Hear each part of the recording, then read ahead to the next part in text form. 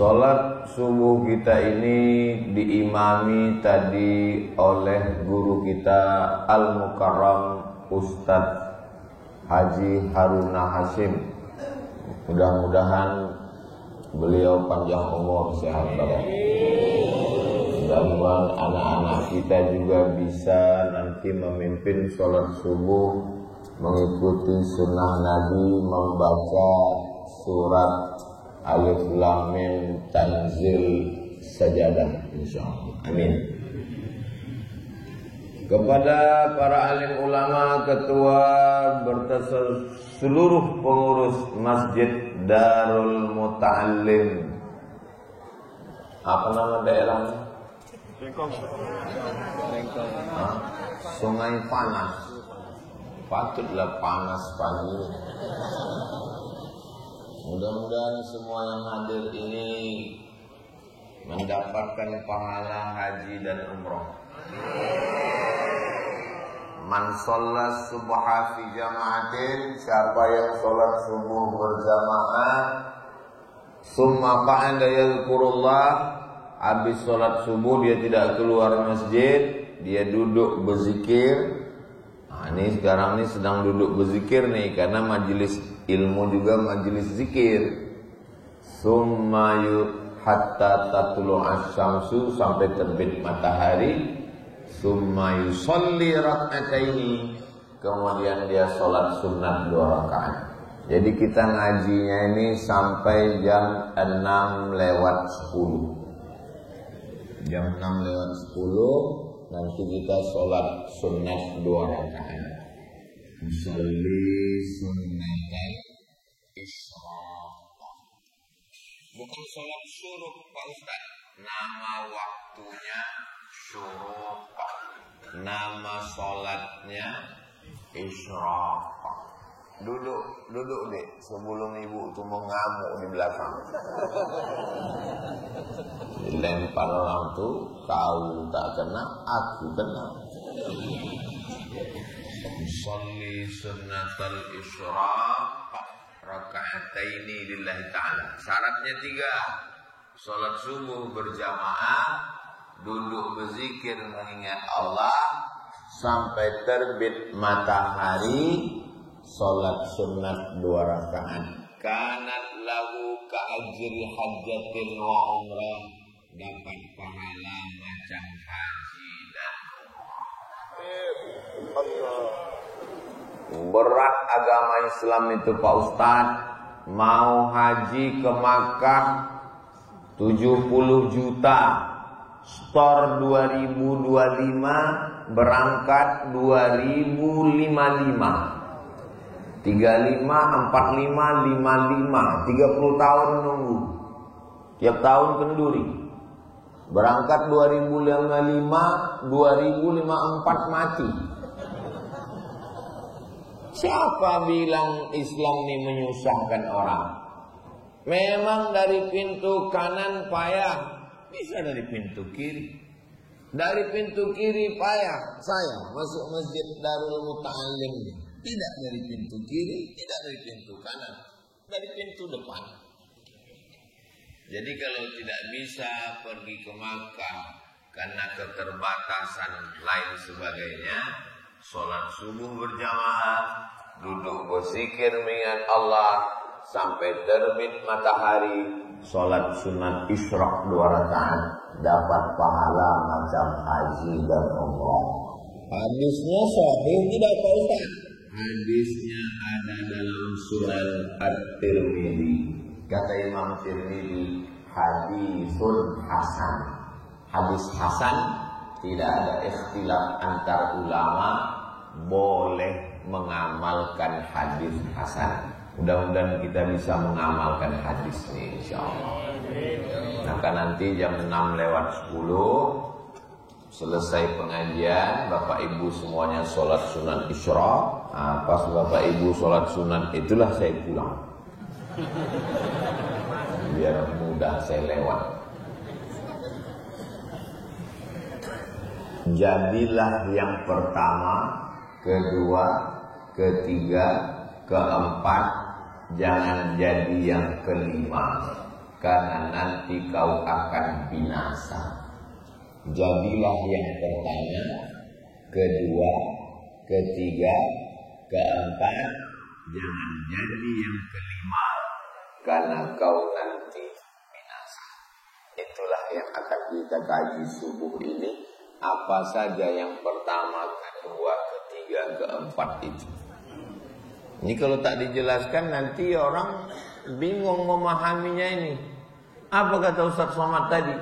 Jadilah kau yang pertama, kedua, ketiga, keempat. Jangan jadi kelima, kau binasa. Pas pula dia anak yang kelima. Binasa laku kata dia. Makanya kalau ngaji itu dengar baik-baik. Fokus. Kalau mau dengar, dengar. Kalau mau tidur, tidur. Jangan pengajian tidur-tidur ayam. Aku tadi waktu Ustaz tuh pengajian macam-macam ku dengar, macam tidak. Nah, itulah yang banyak kacau. Ustaz, apa hukumnya suami saya ini sholat Nabi Daud? Sehari sholat, sehari tidak. Mana ada sholat Nabi Daud? Sholat Nabi Daud itu malam tahajud. Yang ada itu puasa Nabi Daud. Kenapa muncul sholat Nabi Daud? Gara-gara mengaji sambil tidur. Kalau mau ngaji, ngaji. Kalau mau tidur, tidur. Jadi kalau ada yang mau tidur, tidurlah. Nanti kami bangun nih jam 6:10. Jam 6:10 sore nanti kami bangunkan. Yang pertama, kun aliman. Ini puncaknya. Kalau memang kau mau jadi kun aliman, jadilah orang yang alim, berilmu. Apa beda alim sama ulama? Kalau satu alim, kalau dua alimani, kalau tiga ulama. Makanya orang Indonesia ini suka mubazir. Yang kami hormati para alim ulama. Kalau sudah alim ulama lah itu.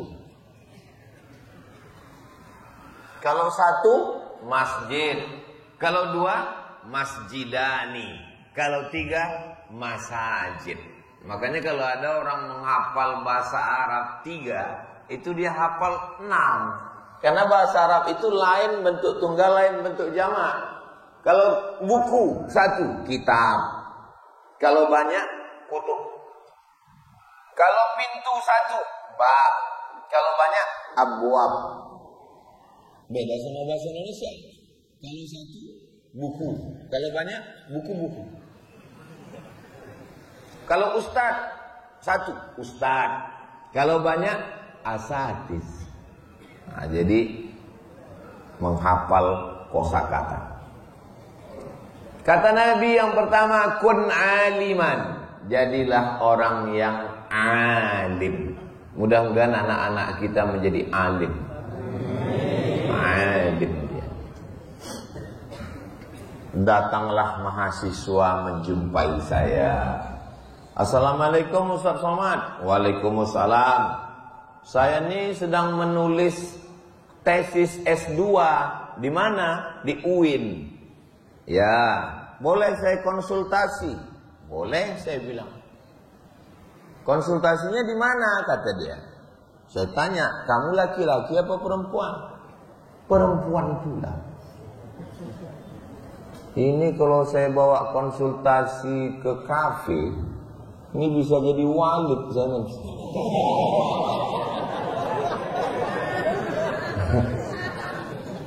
Konsultasinya di masjid, saya bilang. Supaya jangan jadi fitnah. Jangan berdua. Kau bawa kawan kau lagi. Iya. Waktu itu saya belum nikah. Ceritanya udah lama.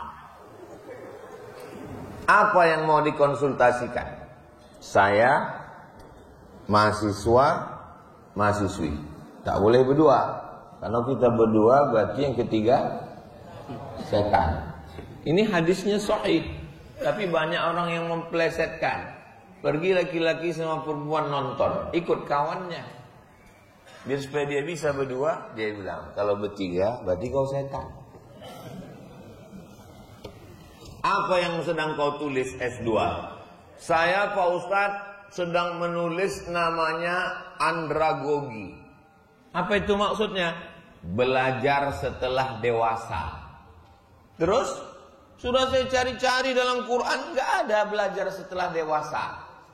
Saya pun mencari dalam hadis, nggak ada belajar setelah dewasa.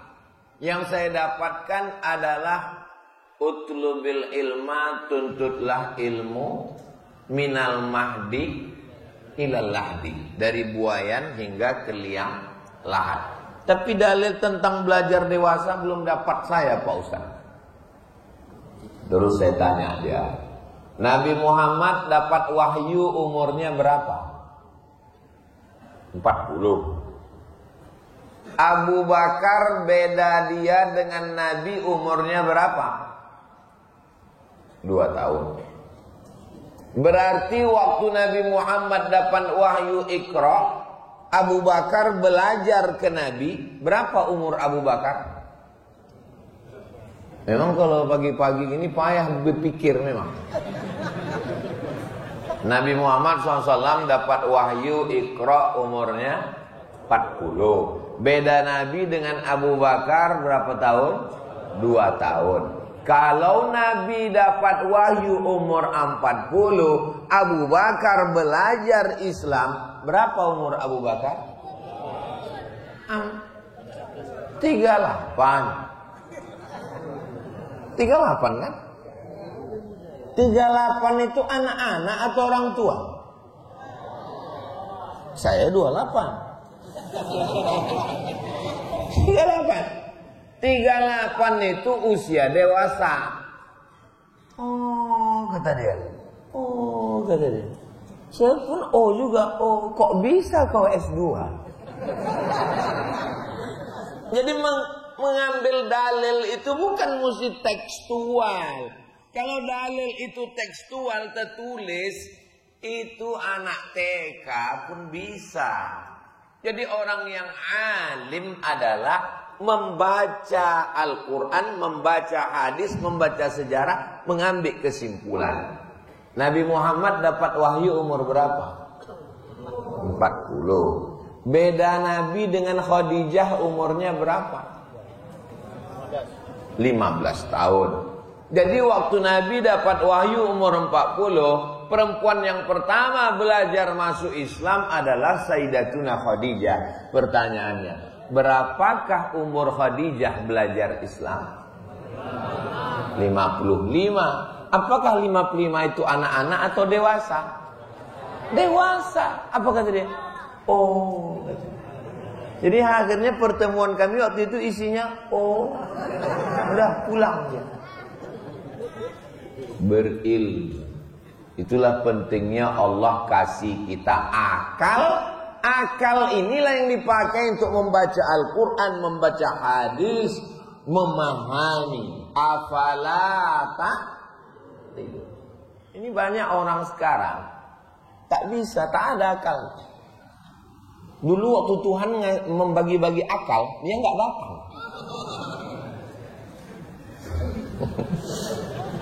Maka betul kata orang Minang, kurang akal, minum ayaka. Bapak Ibu yang dimuliakan Allah Subhanahu wa taala. Membedakan kita dengan binatang itu, ambil ayam, belah kepala ayam, ada putih-putih, apa namanya? Otak. Ambil kambing, belah kepala kambing, ada putih-putih, apa namanya? Otak. Belah kepala orang, ada juga. Jadi kalau gitu, kambing, ayam, manusia sama-sama punya otak. Tapi apakah ayam berpikir? Tidak. Apakah kambing berpikir? Tidak. Maka kalau ada manusia punya otak tapi tak berpikir, berarti tak ada aku bilang begitu.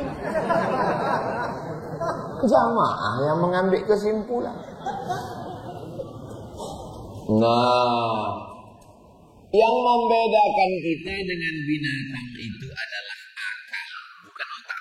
Karena semua makhluk punya otak. Nyamuk Pak Ustaz, nyamuk tak punya otak. Nyamuk itu yang paling hebat otaknya. Cuman kita tak bisa menengok otak nyamuk. Tangkaplah nyamuk itu, tengok otaknya, pakai mikroskop. Jadi Allah kasih kita akal. Pembagian akal ini sama macam jari ini. Ada yang tinggi, ada yang sedang, ada yang rendah. Pembagian rezeki pun begitu juga. Ada yang kaya, ada yang sedang, ada yang susah. Pembagian muka pun begitu juga. Ada yang ganteng, ada yang sedang, ada yang jauh dari ganteng. Beginilah Allah membagi. Wa rafa'na fawqakum fawqa ba'din darajat. Memang sengaja dibuat Allah begini. Supaya apa? Supaya kita bisa bekerja sama. Coba kalau diciptakan Allah semua jari ini sama panjangnya. Bagaimana kita mau bekerja sama? Makanya kita ini pun begitu. Ada yang tinggi, ada yang rendah, ada yang sedang. Tapi siapakah yang masuk surga duluan? Bukan yang tinggi, bukan yang pendek, bukan yang sedang. Yang masuk surga adalah yang paling takut kepada Allah Subhanahu wa ta'ala. Mudah-mudahan kita ini semua orang yang takut kepada Allah. Misalnya terkunci di dalam ruangan. Rumahnya ini canggih kaya. Mudah-mudahan anak kita semuanya jadi orang kaya.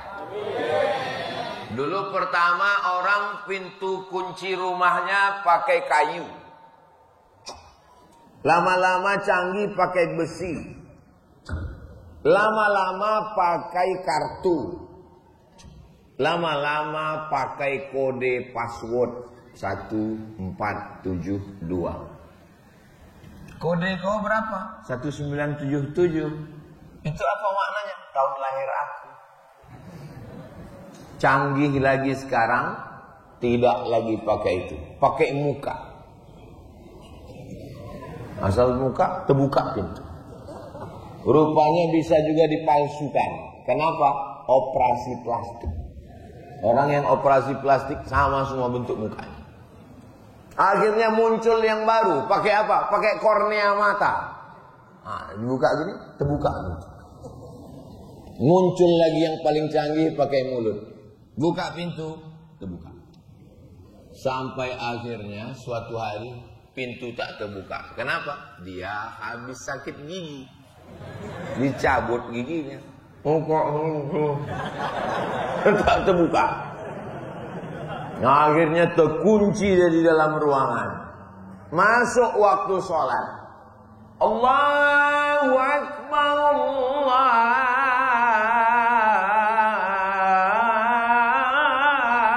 Akbar.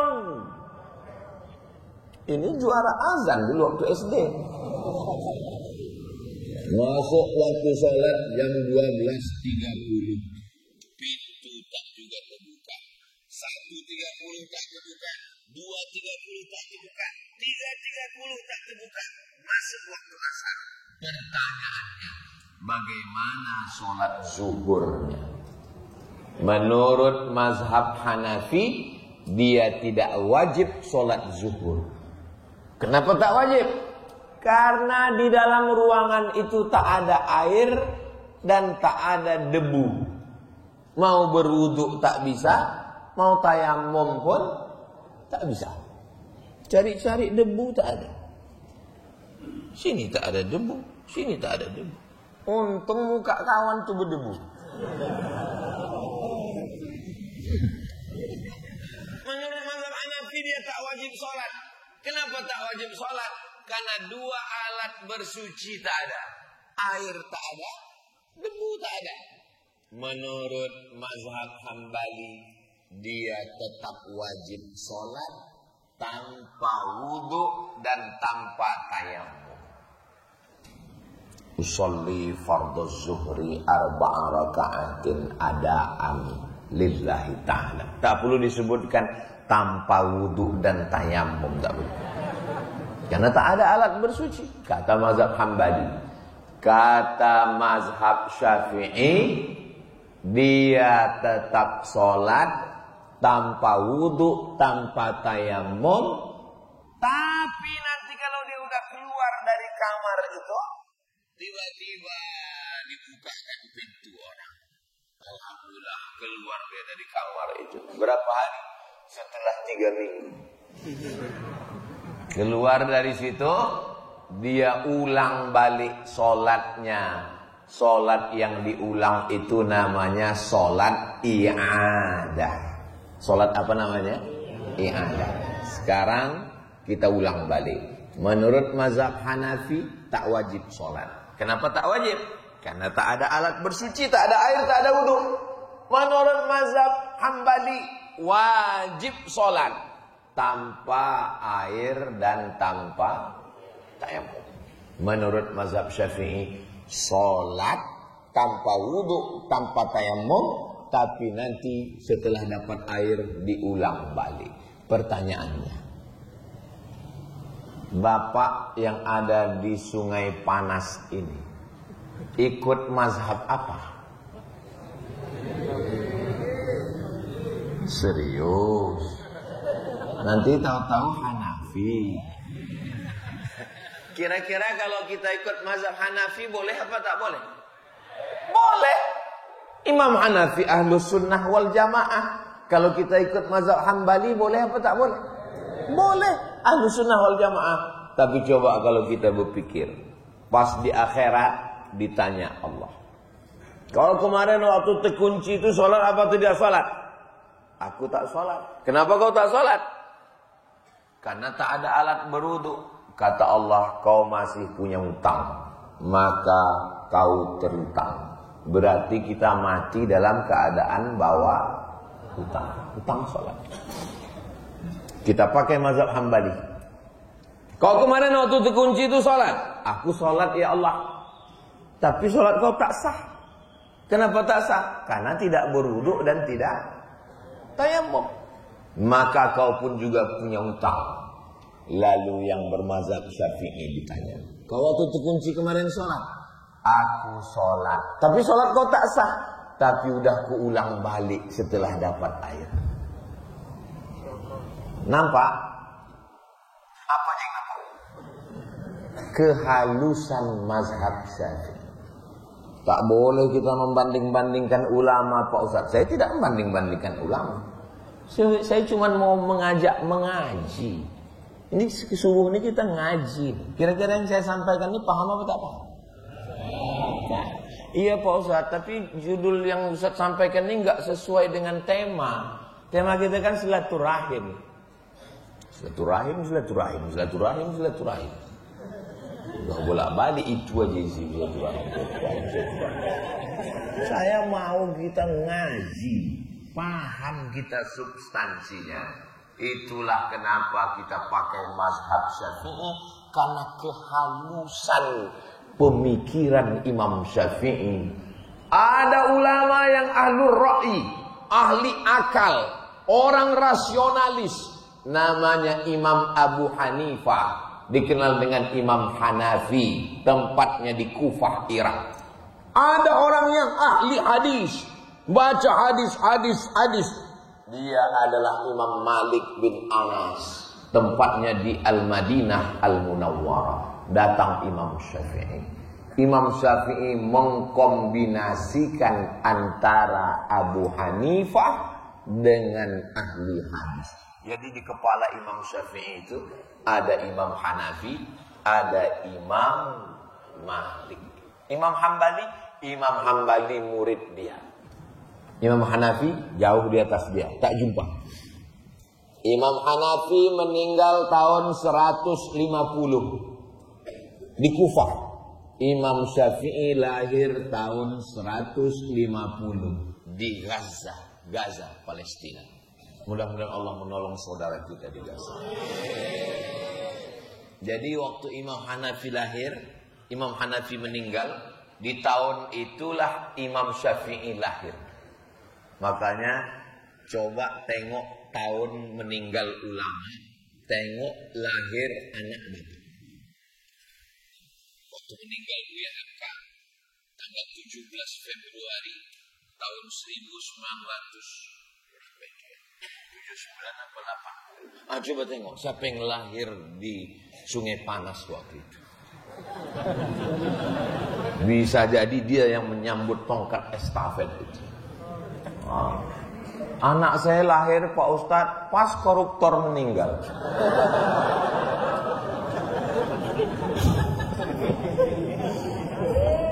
Doakanlah mudah-mudahan diselamatkan Allah. Oke, sekarang masuk kita ke masjid. Kita tengok ada orang sholat. Lalu kita tepuk bahu dia. Maksud tepuk bahu itu maksudnya aku, kalau bahasa kampung kami, I follow you guys. Kalau nampak kita orang sholat, kita mau ikut dia, caranya gitu, tepuk bahu. Bukan kita bisikkan ke telinganya, aku melok sampean ya. Khawatir kita dijawabnya, enggak katanya. Soalnya kita tepuk bahu. Kita tepuk bahu itu artinya, aku ikut kau supaya takbirnya kau kuatkan. Allahu Akbar. Sami'allahu liman hamidah. Itu maksudnya. Karena kalau kita udah kasih tahu coding ikut dia, tak dikuatkannya takbir, cemana kita mau bangkit dari sujud? Takkan kita intip. Masuk kita ke masjid Darul Muta'allim, Sungai Panas.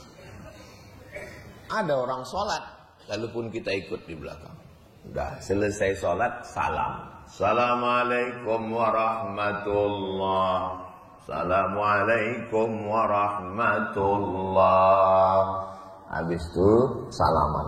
Kata si imam nih, mohon maaf ya Pak, aku tadi sholat sunat ba'diyah.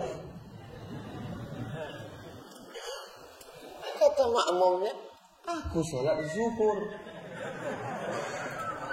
Kenapa kau tak bilang kau ba'diyah? Kata imam, kalau kau kenapa kau ikut aku? Mestinya kau tulislah di belakang ba'diyah bro. Muncul masalah. Menurut mazhab Maliki batal sholat. Kenapa? Karena imamnya sholat sunnah, makmumnya sholat wajib. Imam Hanafi, gimana sholat orang ini? Kata Imam Hanafi sholatnya tidak sah. Karena imamnya sholat sunnah, makmumnya sholat wajib. Sekarang saya tanya jamaah, kira-kira makmum ini sholatnya sah atau tidak sah? Berarti ini imam mazhab. Kalah Imam Hanafi. Imam Malik pun kalah. Imam Al-Batami. Tidak ada ayat dalam Quran menjelaskan imam sholat sunat, makmum sholat wajib. Tak ada. Bukalah dari surat Al-Fatihah sampai ke An-Nas. Kalau dapat satu ayat menjelaskan imam sholat sunat, makmum sholat wajib dan sah, potong telinga saya ini sebelah. Ustaz apa itu? Ustaz Somad yang telinganya telinganya hilang sebelah di masjid kami gara-gara taruhan kemarin.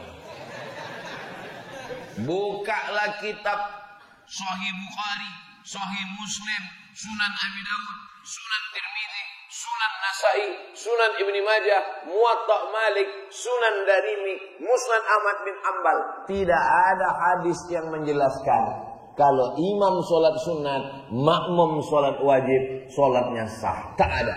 Itulah kenapa mazhab Maliki, mazhab Hanafi, sholat makmum batal. Karena imamnya sholat sunnah, sedangkan makmumnya sholat wajib. Tapi kata Imam Syafi'i sah. Kok bisa? Ini jawabannya. Jangan kemana-mana, kita lanjutkan setelah yang satu. Masih serius?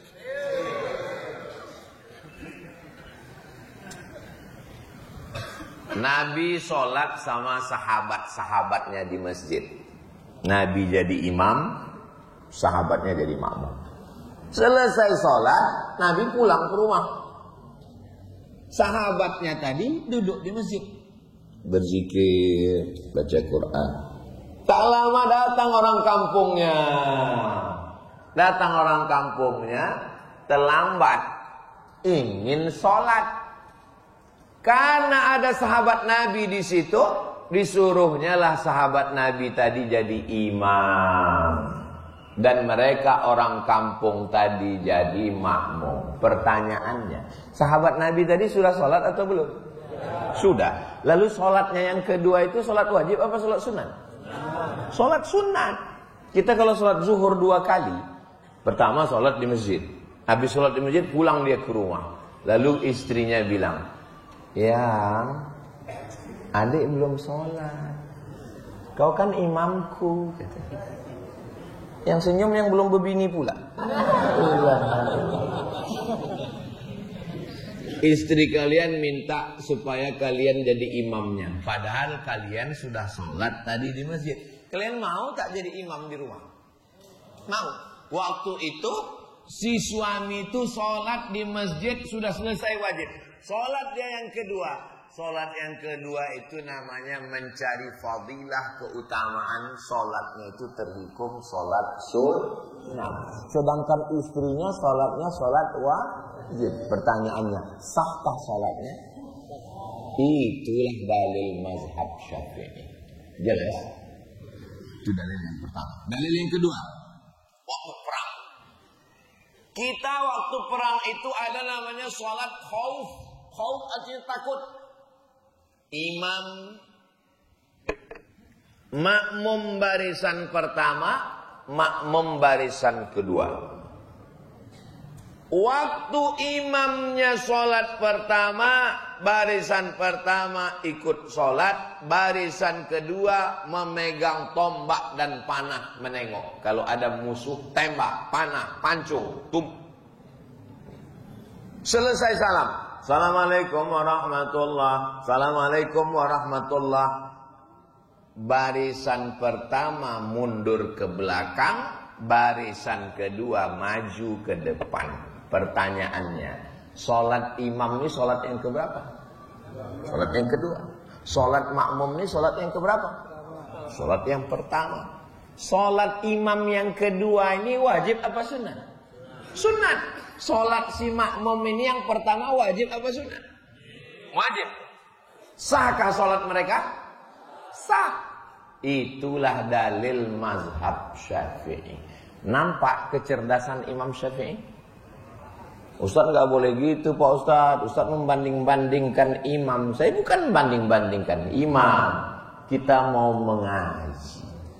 Supaya, karena kajian kita yang pertama, kun aliman, jadilah orang yang alim, berilmu.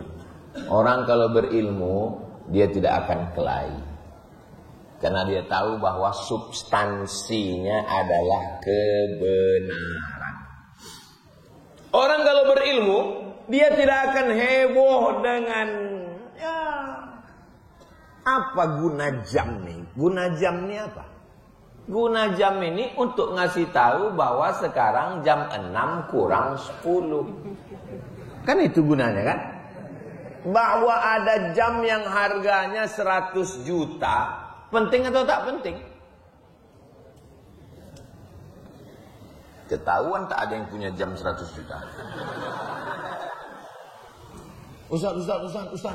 Ustaz tadi dari toilet. Iya. Ada nampak jam saya yang harga 100 juta itu. Sebetulnya ada nampak saya, tapi karena dia bilang 100, nggak ada nampakku.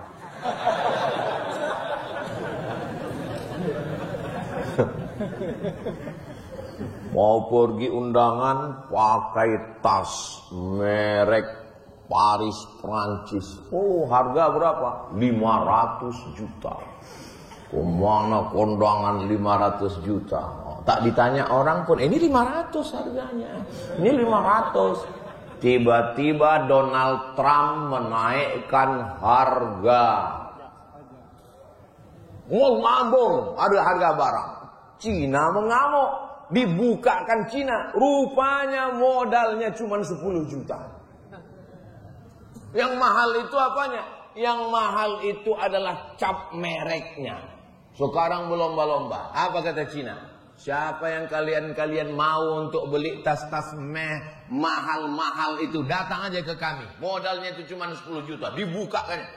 Bapak ada mengikuti berita ini? Susah kalau ceramah depan orang yang gak update.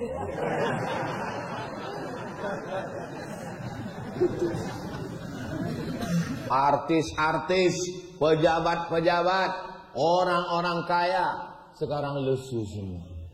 Aduh, rupanya tasku itu cuma 10 juta modalnya. Habislah. Itulah makanya orang kalau berilmu dia tak tertipu dengan itu. Apalah guna tas sampai semahal itu? Coba kalau dibangunkan masjid, berapa kau beli itu tas? 500 juta. Padahal modalnya cuma 10 juta. Padahal kalau kau mau, kau wakafkan ke masjid 490 juta. Cukup. Nih, masjid ini. Enggak tahu ya berapa modalnya. Tapi cantiklah masjid ini. Masjid Muslim Pancasila. Itu tanda tangan Presiden Soeharto. Presiden Soekarno meninggal. Apa yang tinggal? Masjid terbesar di Asia Tenggara, Masjid Istiqlal, meninggal. Presiden Soeharto 32 tahun berkuasa, meninggal. Tapi setiap kabupaten kota ada tinggal Masjid Muslim Pancasila. Yang kubahnya khas, tidak pakai kubah bulat. Kubah Masjid Demak Wali Songo. Harimau mati meninggalkan belang, gajah mati meninggalkan gading, presiden mati meninggalkan ijazah. Ijazah pembangunan masjid-masjid yang cantik-cantik dan indah. Itu artinya itu bahwa masjid ini masjid. Dibuatkan satu masjid di Taman Mini Indonesia Indah. Namanya Masjid At-Tin. Disangka orang itu diambil dari Al-Quran. Wat-tini waz-zaitun. Oh, ini dari Wat-tin. Rupanya Ibu Tin. Saya Pak Ustadz mau bangun masjid juga. Apa nama masjidnya? Masjid As-Somad. Mantap.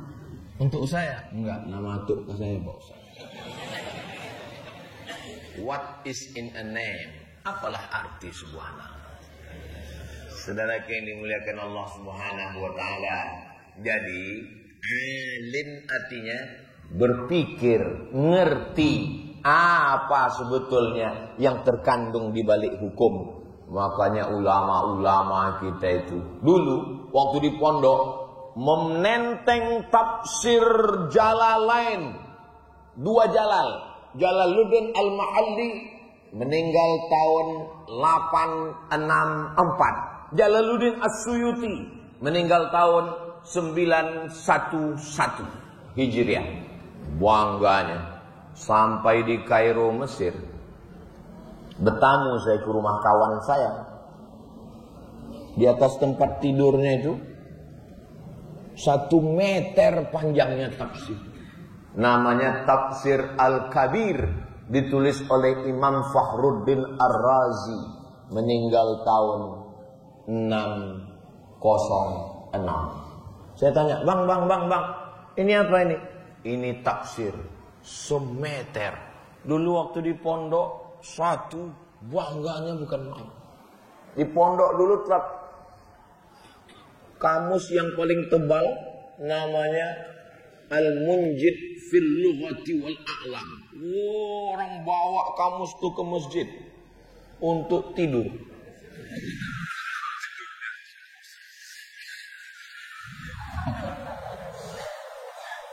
Saudara yang dimuliakan Allah SWT. Orang berilmu ini 3. Ketika awal-awal berilmu merasa tahu segalanya. Awal-awal ilmu tahu segalanya. Begitu sudah mulai fase setengah, ternyata lebih banyak yang tak tahu daripada yang tahu.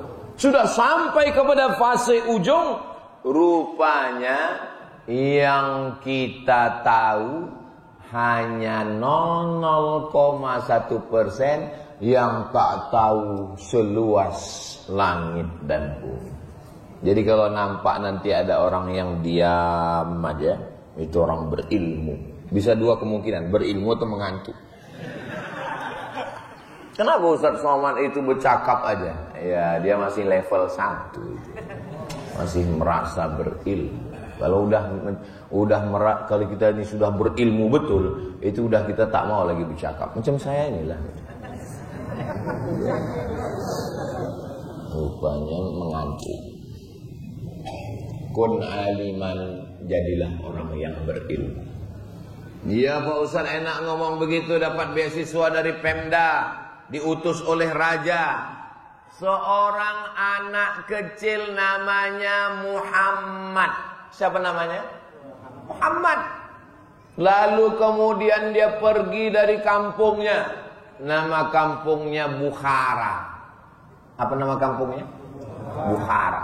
Karena dia dari Bukhara disebut dengan Bukhari. Orang Bukhara, Bukhari. Orang Makkah, Al-Makki. Orang Madinah, Al-Madani. Orang Mesir, Al-Misri. Orang Irak, Al-Iraqi. Orang Batam, Al-Batani. Kau nama kau siapa? Al-Batani. Kau dari Batam? Dari Bengkong Pak Ustaz. Tulislah Al-Bengkongi.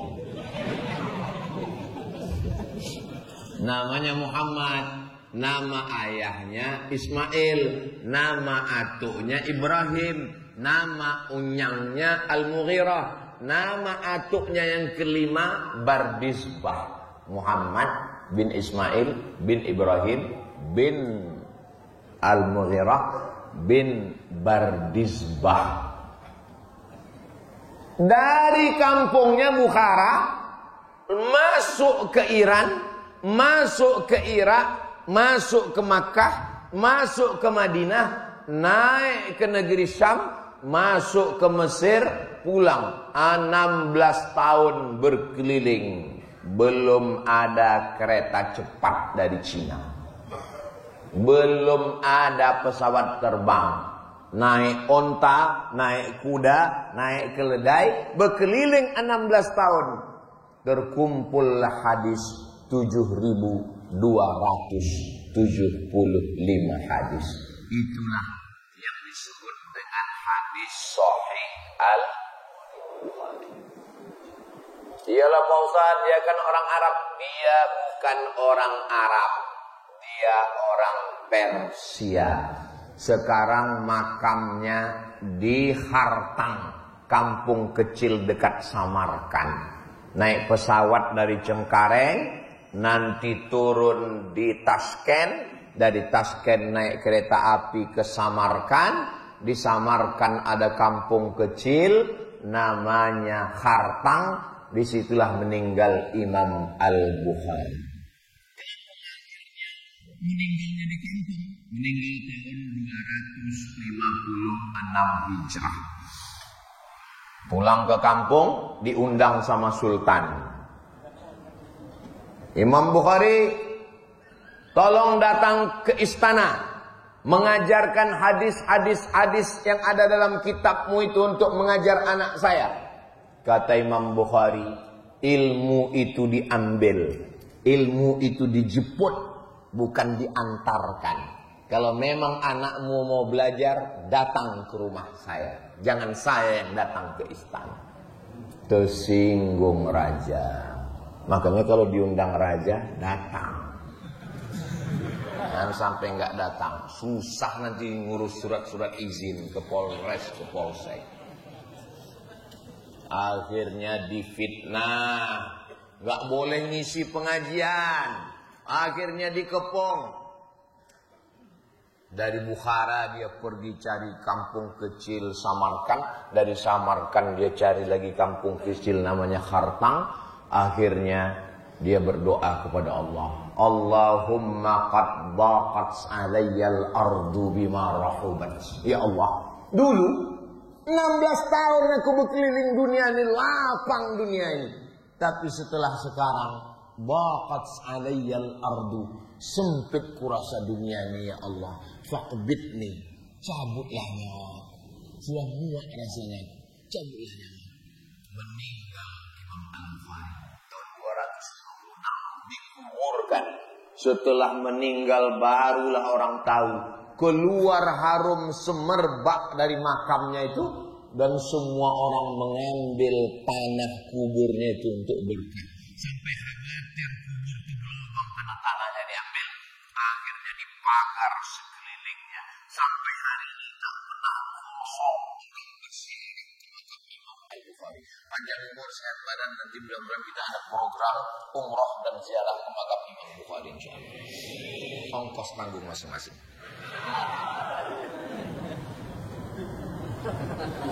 Dia tidak pegawai kerajaan, dia tidak PNS, tapi namanya disebut orang.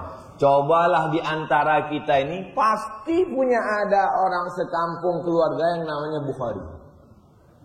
Coba kita hitung itu. Saya renung dulu, siapa aja yang namanya Bukhari? Guru balaghah saya dulu, Muallim Bukhari.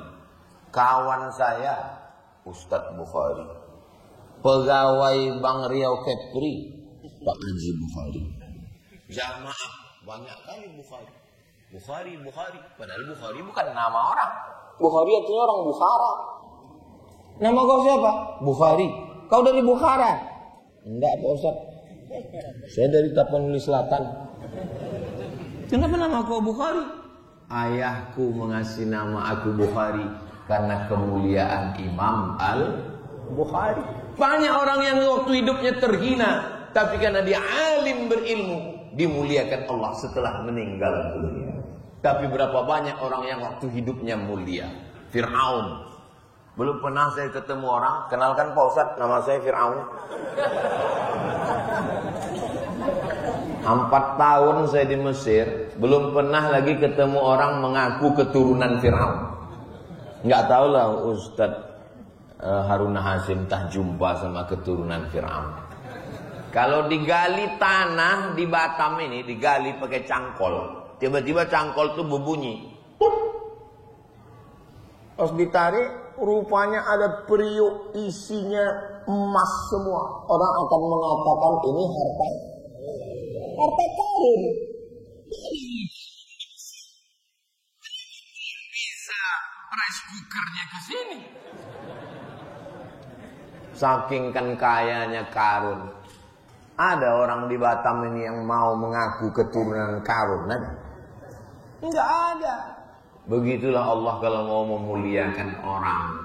Sudah meninggal baru tahu, baru nampak. Makanya jangan tengok waktu hidupnya. Hidup ini apa Pak Ustaz? Hidup ini menunggu mati. Inilah hidup. Hidup ini hanya menunggu mati. Yang namanya menunggu itu kan membosankan kan? Dikirimnya istri, dikirimnya anak. Bapak pulang nanti kasih tahu sama istrinya. Oh, my wife. Hidup ini hanyalah menunggu mati. Dan menunggu itu sesuatu yang membosankan.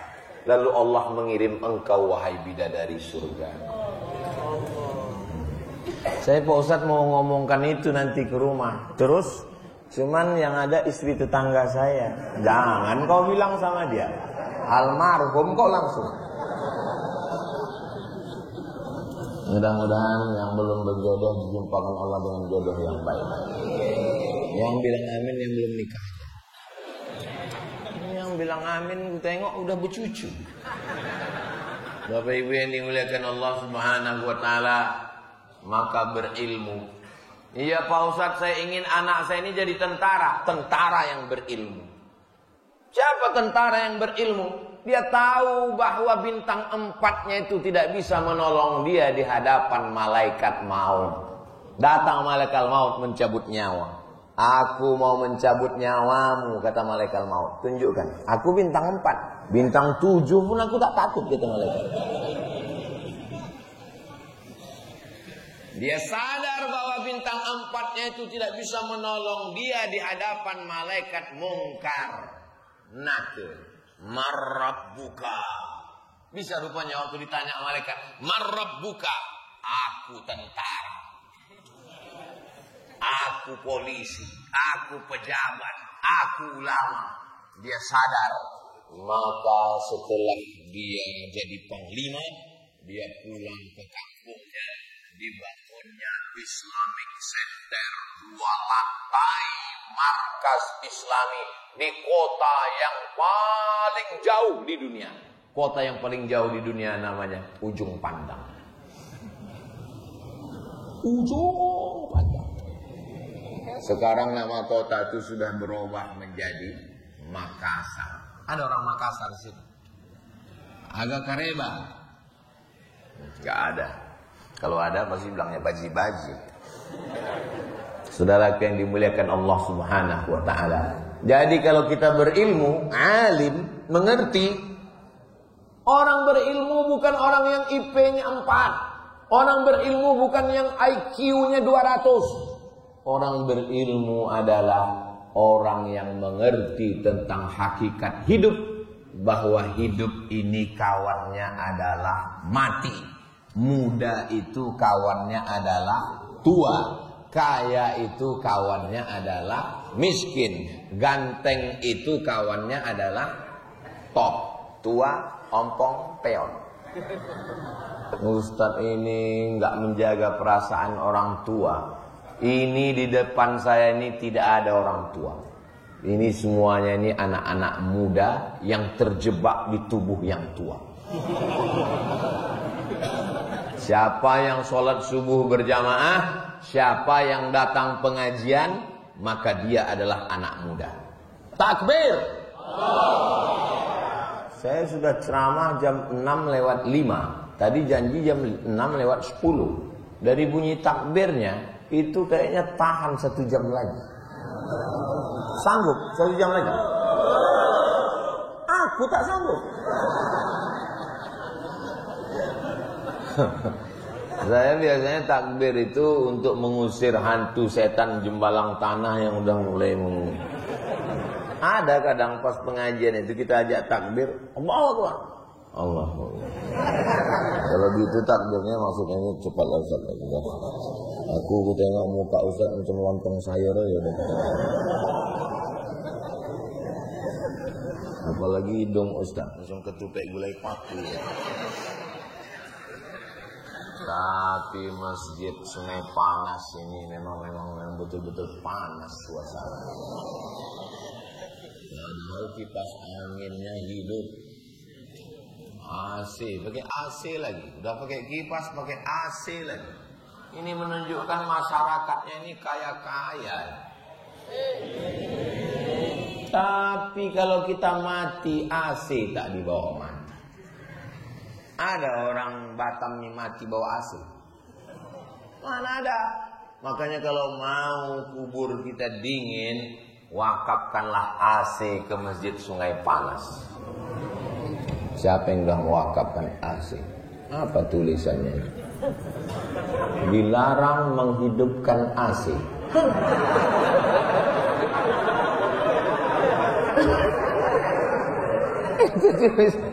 Dilarang menghidupkan. Dilarang menghidupkan dan mematikan AC tanpa izin pengurus. Kalau membawa anak ke masjid, jangan kasih dia main remote. Hidup mati, rusak balik. Udahlah tak mengasihi AC, merusakkan AC. Kata malaikat, kau yang merusakkan AC masjid itu dulu. Udah tak mengasihi, merusakkan pula, kurusak kepala kau, kata malaikat. Mudah-mudahan kita ini semua jadi orang kaya-kaya semua. Mau jadi polisi, mau jadi tentara, mau jadi hakim, mau jadi pengacara, berilmu bahwa hakikat hidup yang singkat, maka pergunakan seefisien mungkin. Jadi presiden, bangun masjid. Jadi gubernur, bangun masjid. Jadi bupati, bangun masjid. Jadi camat, bangun masjid. Saya RT Pak Ustadz. Ya, musola aja lah. Saya memang RT Pak Ustadz, tapi di tempat saya itu banyak orang jual tanah. Saya selalu dapat. Di mana rumah kau? Itu dekat laut. Udah kami kapling-kapling Pak Ustaz. Laut pun dijualnya juga. Patutlah kaya. Semuanya akan tinggal. Surat tanah berganti nama orang lain. Akte notaris, BPN, Badan Pertanahan Nasional. Surat mobil, STNK, BPKB berganti dengan nama orang lain. Yang paling menyakitkan, surat nikah. Surat nikah pun berganti dengan nama brownies, brondong manis. Rumah kau yang bangun, kau yang nyari tanahnya, kau yang menggambarnya, kau yang mencari arsiteknya, kau yang mengawasinya. Begitu selesai, dinaiki orang lain. Bukan cuma rumah itu dinaiki orang lain, bini kau pun dinaiki orang lain. Ustadz nih ngomongnya, ini hati-hati ngomong Pak Ustadz, ini banyak anak-anak. Kita sekarang ngomong lembut-lembut, nggak masuk lagi ke otak. Tapi jangan pula gara-gara ini lalu pulang ke rumah kita nggak mesra lagi sama istri. Saya nggak mau juga bapak pulang dari sini. Mana kopi? Mana kopi? Kopi. Bukan jadi abang kenapa nggak lembut lagi macam biasa? Kau pun dinaiki orang lain nanti.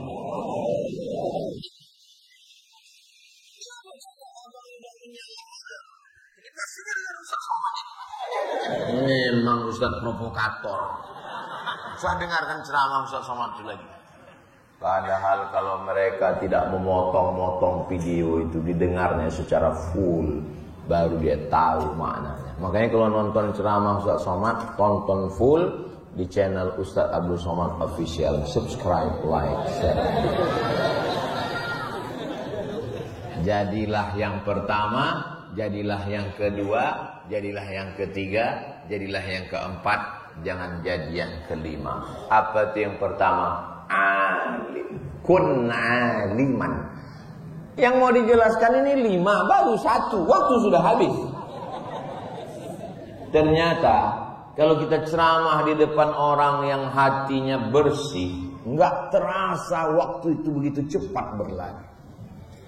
Kadang kalau kita sedang lagi ceramah di depan orang suntuk, bahan kita udah habis, waktu masih banyak. 1, 2, 3, 4, 5, tengok baru 5 menit. Kapan itu? Pas mau buka puasa bersama. Habis dah bahan kita. Belum juga azan. Jamaah itu pun tunduk. Udah selesai buka baru kita bilang, aku tadi waktu ceramah itu lama kali kurasa. Kata orang itu, kami yang mendengar lebih lama lagi Pak Ustaz. Kun aliman, jadilah orang yang alim. Au muta'alliman, atau orang yang belajar. Nah, itu maka saya ambil hadis ini karena nama masjidnya Darul Muta'allim. Darul rumah. Muta'allim orang yang belajar. Darul Muta'allim rumahnya orang yang belajar. Jadi masjid ini baru level 2. Kun aliman au muta'alliman. Yang ketiga au mustami'an, suka mendengar. Kau aku tengok rajin pengajian-pengajian. Ya aku suka mendengar aja. Tapi kau tak sembahyang. Ya aku baru level mendengar.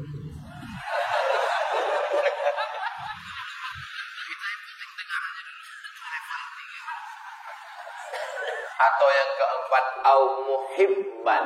Itulah kata istilah muhibbin. Muhibbin artinya pencinta, cinta kepada ulama. Kalau datang Ustadz Haruna Hasib, oh disalami, tapi tak sembahyang. Kalau datang ulama Habib, oh dia puluh cium nangis, doakan saya Ustadz, tembuskan kepala saya Ustadz. Bangun jam 8 pagi. Kalau sayang sama ulama itu diamalkan ilmunya, ramaikan masjid. Wala takunil khamisata, jangan jadi yang kelima. Fatahliku, kau akan binasa. Siapa itu? Mubghidan, orang yang benci kepada ilmu, benci kepada majelis ilmu, benci kepada ulama. Assalatu wassalamu alaik, alaika ya